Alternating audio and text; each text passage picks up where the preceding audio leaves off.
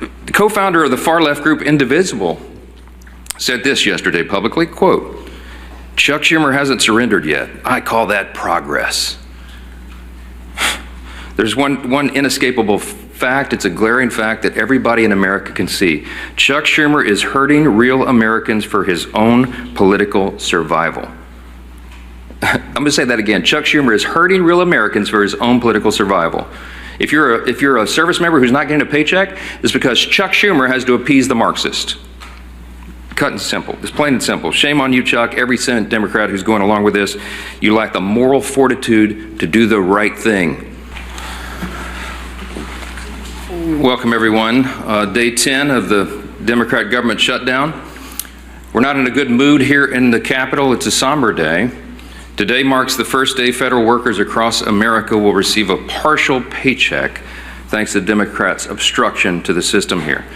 This is the last paycheck that 700,000 federal workers will see until Washington Democrats decide to do their job and reopen the government. Starting next week, American service members, many of whom live paycheck to paycheck, are going to miss a full paycheck. If Democrats don't end this shutdown by Monday, then that October 15th date will pass us by. You've got millions of American families who will now have to figure out how to make their mortgage, how to cover their rent, pay the car note, keep food on the table, because Democrats, Chuck Schumer, and his colleagues in the Senate are here playing games. Republicans have voted over and over to end this madness and reopen the federal government. We did our job. By way of reminder, the House passed a clean, nonpartisan CR 3 weeks ago today to keep the government funded and, by extension, to pay our troops and TSA agents and Border Patrol agents and air traffic controllers and the rest of our federal workforce. We had that vote 3 weeks ago. And since then, Senate Democrats have voted repeatedly to keep the government closed.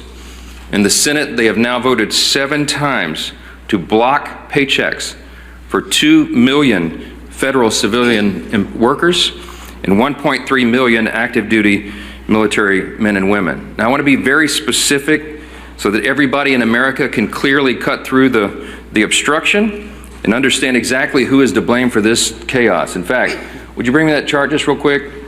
I just want to point this out. Let's just make clear. This is the votes to pay troops and federal workers, okay? This is the number of times that the vote has been done. September 10th, the GOP in the House voted to pay the troops and pay all these federal workers. The Senate did it on September 19th, September 30th, again on October 1st, and 3rd, and 6th, and the 8th, and the 9th. Every single time the Republicans voted to pay the troops and federal workers, and every single time the Democrats voted not to. That is the record.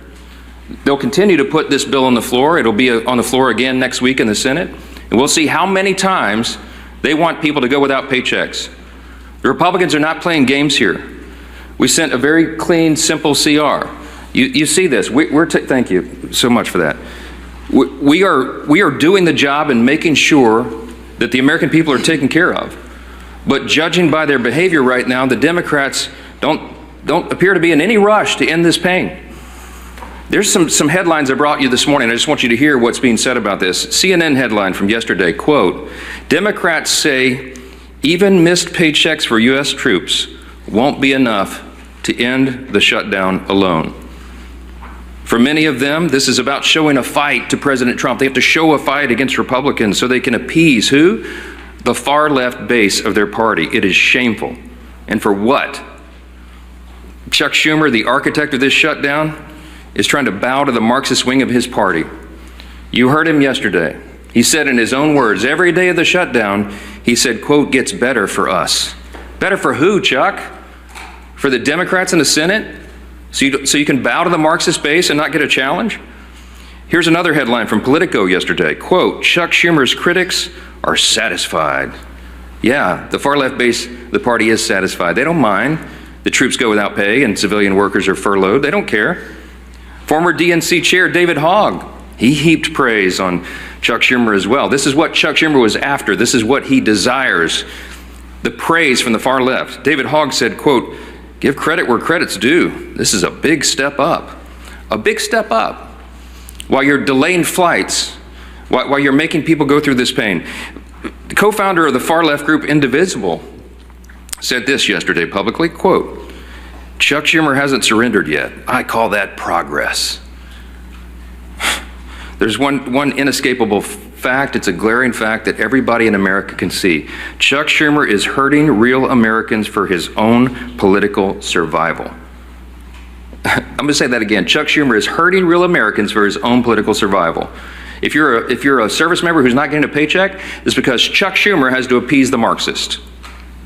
Cut and simple. It's plain and simple. Shame on you, Chuck. Every Senate Democrat who's going along with this, you lack the moral fortitude to do the right thing. This is the first time in history, the first time in the history of the United States Congress, that a party has shut down the government over a clean CR. We frankly didn't expect this. We sent over a no-frills 24-page document to keep the lights on, keep Congress working, to keep the paychecks flowing, and they stopped it because they're afraid of the far left.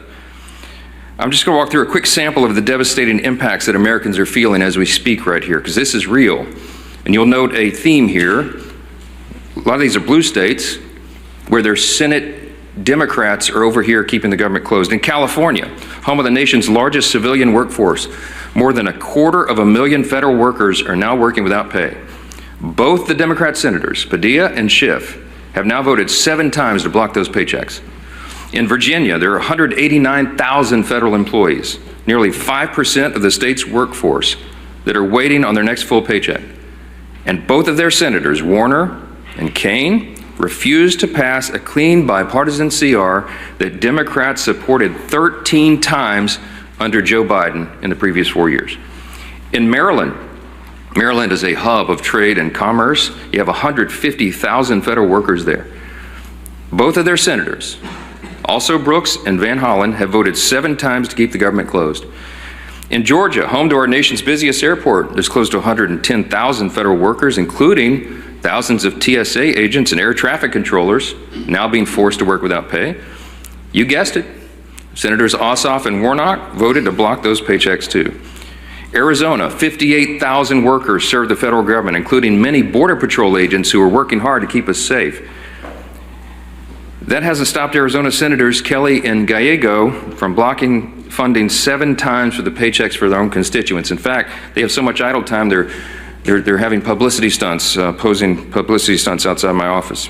In New York, let's talk about New York because this is interesting. It's the home to both of the Democrat leaders, both in the Senate and the House.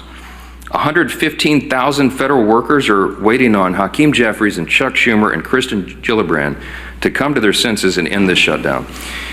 Chuck Schumer said himself, with every day of the shutdown gets better for us.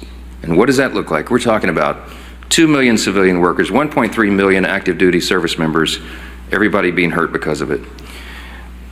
Chuck is what they're doing right now. I've been asked many times in interviews over the last couple of days, you seem angry, you don't get angry a lot. I don't, but this is beyond the pale. What Chuck Schumer's doing right now it's sickening. It's sickening to hear him say it's better for him and his party when it's so terrible for real Americans. Millions of people are experiencing real pain because of these political games. And you'd think after 44 years in Congress, Chuck Schumer would know better. But it seems apparent now that he spent too long in Washington to understand the real pain of real people. We're going to share a few more things with you about this morning and to talk about some of the real world impacts on federal law enforcement. We've asked our House Committee Chairman, the Chairman of our House Administration Committee, Brian Stile, to come and talk a little bit more about that. So Chairman Stile, thanks for being here. Thank you very much, Mr. Speaker. Thank you for your leadership. Chuck Schumer yesterday said every day gets better for the Democrats. That's certainly not true for the men and women in blue. Today is the first day that the men and women of law enforcement here in the United States Capitol, U.S. Capitol Police, are not receiving pay that they earned since the beginning of the Chuck Schumer shutdown. As this continues, the chaos and consequences of the Schumer shutdown continue to build. Yet the men and women in law enforcement are asked to go out and serve and protect us every day. Chuck Schumer and Hakeem Jeffries will maintain a security detail, men and women that aren't being paid because of Democrats' decision to shut down the federal government. I chair the Committee on House Administration, work closely with the men and women of the United States Capitol Police, and they're suffering the consequences of the Schumer shutdown today. It's particularly concerning at a period of time when political violence is on the rise. Senate Democrats have voted to shut down the federal government 7 times. That's 7 times to defund our police. I'd ask Chuck Schumer if it's getting better for the men and women of Border Patrol who are on the border securing the United States of America. I'd ask him if it's getting better for the United States Marshals who are doing incredibly dangerous work on behalf of our country in every state. I'd ask him if it's getting better for the United States Secret Service, who's protecting the President of the United States. Chuck Schumer has put politics over people. It's getting better for his politics, he thinks. It's not better for the people of the United States of America. We should be standing with the men and women of law enforcement who are doing their job to protect us. And I think it's incredibly unfair and unjust that the men and women of Capitol Police have not received the money that they earned since the start of the Chuck Schumer shutdown. With that, I want to introduce our leader, Steve Scalise. Well, thank you, Chairman Stahl. And as the Speaker pointed out, too, it's disgraceful that not only are we in this shutdown because Chuck Schumer is only concerned about appeasing the most radical elements of his base, but time and time again, 7 times now, you've had other Senate Democrats join in with him to keep the government closed. And they're feeling some pressure, but what they're trying to do now, both Democrats in the House and Senate, is trying to shift the blame away. While they're voting to shut the government down, they're trying to blame other people. Let's be clear, and the Speaker showed it. We've had actual votes on the House floor to keep the government open. We've had those same votes on the Senate floor. You can see who has been voting to pay our troops, who has been voting to pay our TSA agents, our Border Patrol agents, and who are those people that are voting to shut it down, to deny pay to our troops. It's crystal clear. And you can go see the voice votes, the record votes. Members of Congress, House and Senate, have actually cast votes over and over again on whether they want to keep it open or shut it down. You don't have to wonder about a blame game. Gee whiz, both sides are blaming the other side. Just go look at the votes. There have been actual votes in the House and the Senate, 8 different times now, between the 2 chambers to open the government down, and Republicans have said, yes, let's keep the government open while we negotiate our differences, and Democrats continue to say no so they can appease their radical base. And so as Chuck Schumer denies pay to millions of federal workers, we know roughly at least 1 in 3 of every service member in America lives paycheck to paycheck. Now, should they get solace in knowing that they're risking their lives, some of them overseas, while their families are here, and on Monday, when we get to the date where paychecks would be cut, the government will still be shut down, and they won't even be getting a paycheck on the 15th. Rent will still be due, mortgages will still be due, car notes will still be due for those service members risking their life. Should they take solace in knowing that at least it's a good day for Chuck Schumer? At least Chuck Schumer feels like the shutdown's working good for Schumer. That's not going to give solace to any of those families. Instead, it actually increases the anger of the families all across America who are seeing the real cost of this shutdown. They know who's voting to shut the government down, but now they're feeling direct pain. And the only thing they hear from Democrat leaders that keep voting no is, oh, it's a good day for us because the far left is patting us on the back. Do they really need a participation trophy to feel good about themselves while they inflict pain on millions of people? It's disgraceful. And as the Speaker pointed out this morning, one of the other things that's being reported now is that one of the dates that looks like they're holding the government hostage over is the 18th of the month, where they're having this Hate America rally in Washington. And Democrats want to keep the government shut down to show all of those people that are going to come here and express their hatred towards this country that they're fighting President Trump, that they're keeping the government closed as if it's something to be proud of. They ought to be ashamed. If they had any shame, they would come back, they would open up the government, and then we can negotiate our differences, which are very, very large on a lot of these issues. But in the meantime, we all know who's doing this. The votes are crystal clear. The public can go see who's voting to keep the government open, who's voting to shut it down. Chuck Schumer and his Democrat colleagues who are doing this need to look themselves in the mirror and start working for the American people instead of being so concerned about appeasing their far left radical base. With that, our whip, Tom Emmer.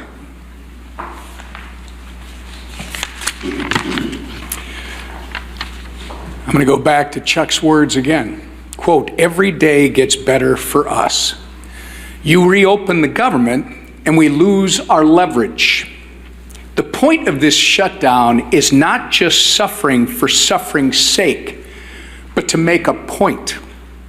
These are actual quotes from Chuck Schumer and Senate Democrats over the last week. You don't have to take our word for what their motivations are in shutting down the government. They are spelling it out for you and all of us. This is about one thing and one thing only: to score political points with the terrorist wing of their party, which is set to hold, as Leader Scalise just commented on, a Hate America rally in D.C. next week. And they've forced military families, air traffic controllers, border patrol agents, farmers, veterans, TSA agents, and federal workers to pay the price. We're now on day 10 of the Democrat shutdown. Senate Democrats, including Senator Tina Smith in my home state of Minnesota, have had 7 opportunities to reopen the government, but they've refused every single time. Consequently, Americans across the country are experiencing flight delays. In a matter of mere days, 11,000 Minnesota National Guardsmen won't get paid. Federal workers are being forced to figure out how they're going to put food on the table for their families, just so the Democrats can maintain their leverage to make a point. It's despicable, it's disgusting, and it should be disqualifying. With election season right around the corner, I hope every single American is taking note. Republicans have done our job. Democrats, on the other hand, are only here to play politics, and they're willing to hang their constituents out to dry to do it. And with that, I'll turn it back to our speaker. Thank you, Whip Emmer. Take a few questions this morning. Mr. Speaker? Yeah, Chad, go ahead. I know your position about saying it's on the Senate. They have to take our bill that would reopen the government. But haven't the circumstances changed? And because there's a dire emergency, as Mr. Stiles talks about the Capitol Police, you all talked about the military, to say we should do something different here. We're still going to apply our pressure on the Senate. But, you know, if you're in the middle of a bowl game and the strategy changes, you're behind, or somebody gets hurt or something like that, the coach calls in different plays. Why not call in a different play right now? Well, the ball game analogy doesn't fit here because we weren't playing a game. We sent over a clean CR, and I've explained this many times. If there was some Republican priority or poison pill or gimmick or trick or something that I could pull off the CR in order to negotiate with Democrats, I would have already done it.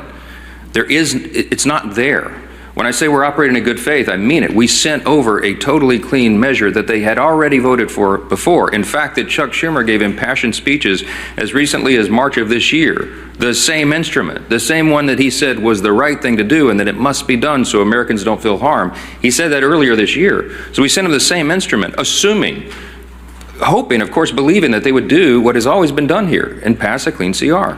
And they didn't. So I don't have anything to negotiate. There's nothing more for me to do. I literally don't have a card that I can take off the deck because we did it all in good faith. They're the ones politicizing this. They're trying to play a game. We're not engaging in a game. We're trying to get the government open again so that people can be served. And it's plain and simple. Yes, sir. To Chad's question, though, hasn't the state of play changed here, though? Isn't it perhaps the responsible thing to do to pass some kind of legislation to pay troops, to pay federal... We did that. We passed the bill. We have voted 8 times. Republicans have voted 8 times to pay the troops, to pay the civilian workforce, to pay TSA agents, Border Patrol, air traffic controllers, and all the rest. We've done it. The Democrats have voted no every time. There is no other instrument to do it. It's called a CR to keep the the lights on and the doors open so that Congress can do its work, so that, as the Leader Scalise said, so that we can do all the rest of the negotiation and deliberation on all these other issues. Open the government, Democrats. That's what this is. We have voted so many times to pay the troops. We've already done it. We did it in the House 3 weeks ago. The ball is in the court of Senate Democrats right now. That's it. Yes, ma'am. In terms of strategy, if you could speak to your strategy on keeping the House out in their districts and any idea when they may come back. This is not a strategy call to keep the House working in their districts right now. There's an urgent necessity of it. We had a conference call yesterday with House Republicans. They're fanned out across the country. They're in their districts trying to help their constituents because so many of them are now struggling because of the Democrats' games. So they're helping, for example, rural hospitals to access the funds that we got signed into law July 4th, $50 billion rural hospital fund, so they can provide for health care for their constituents. They need to know how to navigate that before Chuck Schumer and the Democrats try to take it away. Their counterproposal CR would spend $1.5 trillion and take away the $50 billion that we passed into law just on July 4th, signed into law by President Trump, to prop up rural hospitals. Who cares about health care here? Okay, our members are out working diligently in their districts, serving their constituents right now. We will come back here and get back to legislative session as soon as the Senate Democrats turn the lights back on. That's the fact. That's where we are. Yes, ma'am. On the military pay, though, in past shutdowns, there have been ways to guarantee that members of the military get paid. There are over 100 Republicans in your caucus who have signed on to a standalone bill to pay these military members. So at what point do you... Every single Republican is not just talking about paying troops. We have already had those votes. We have done that. We did it 3 weeks ago. The executive branch, the president, is working on ways that he may have as well to ensure that troops are paid. The Republican Party stands for paying the troops. The Democrats are the ones that are demonstrating over and over and over now 8 times that they don't want troops to be paid. This could not be any simpler than it is. Look at the record. Don't listen to what these Democrat politicians are saying up here. Look at how they're voting and demand that they do the right thing. That is where we are, and that's where it'll be. Yes, ma'am. I actually have a question for Whip Emmer. Mr. Emmer, I know the White House announced last week that they were going to rescind $7.5 billion in green energy funds. They went to a number of states. It includes your district, however. Excel Energy Services is on the line to lose $7 million if this funding is rescinded. What conversations have you had with the White House about this, and what is your expectation for this funding? Is it truly gone, or is there some way to get it back? Well, this is going to affect the Speaker, this is going to affect the Leader, this is going to affect our Chairman, Representative Stile, and all of our members. Literally, this could end today. If Chuck Schumer and Democrats would reopen the government, this wouldn't be an issue. And what's happened is the White House has to make some very serious and difficult decisions as to what's essential and what's not. If you want to end it, Chuck Schumer, reopen the government. So, sir, your understanding is the White House will continue with that funding when the government reopens? I would suggest that you call Tina Smith and ask her why she wants to keep the government shut down and put all this at risk. Yes, ma'am. Is there a breaking point, like 2 paychecks miss, 3 paychecks, 4 paychecks, where you all change your strategy and say, we're going to bring House Republicans back and negotiate before the government's reopened? I would like you to ask that identical question to Chuck Schumer. We have done the work in the House. We are awaiting them to do theirs. This is a 2-body, 2-chamber legislative body, okay? The House did its work.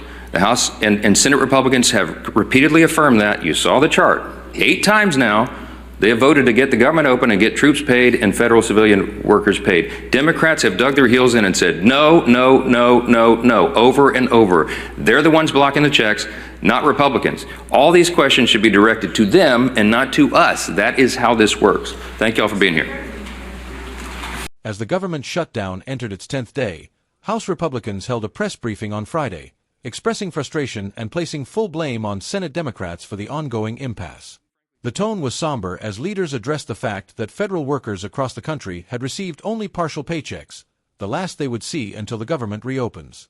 They accused Democrats, led by Senate Majority Leader Chuck Schumer, of deliberately obstructing efforts to restore government operations. Republican leaders emphasized that the House had passed what they called a clean, nonpartisan continuing resolution 3 weeks earlier, designed to keep federal agencies funded and ensure pay for service members, Border Patrol officers, air traffic controllers, and other federal employees. According to them, Senate Democrats voted 7 times to block the measure, effectively denying pay to millions of workers and members of the military. Holding up a chart to illustrate the votes, the Speaker detailed how Republicans consistently voted to pay federal workers while Democrats, he claimed, repeatedly voted against it. They accused Schumer and his colleagues of keeping the government closed to satisfy what they described as the far-left base of their party. Quoting Schumer's own words, "Every day of the shutdown gets better for us," they charged that the Senate leader was prioritizing political gain over American livelihoods.